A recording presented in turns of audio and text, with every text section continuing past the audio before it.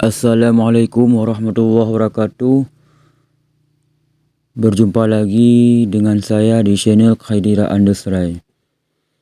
Bismillahirrahmanirrahim. Soal teh yang ngekun sifat nafsiyah. Jawab. Hal yang wajib ba'dat mesifat wujud. Hana karena ngan siapa karena. Sifatnya mawjud ba'dihin hana ba'karid.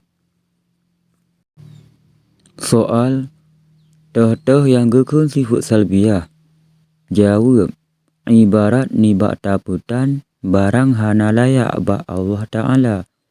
Sifatnya hana mawjud ba'dihin hana ba'karid.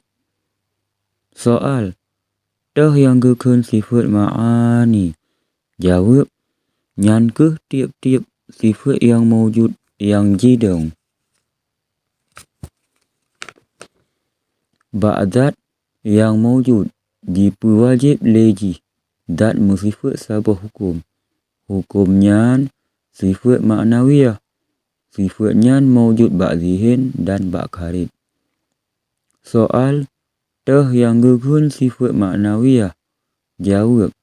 Hal yang sabit ba'dat musifat maknawiyah.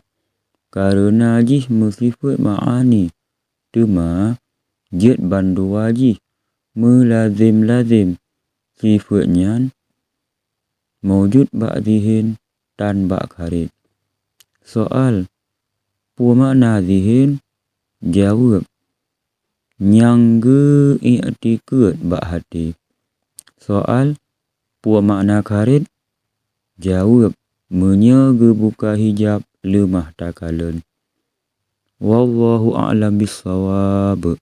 Assalamualaikum warahmatullahi wabarakatuh.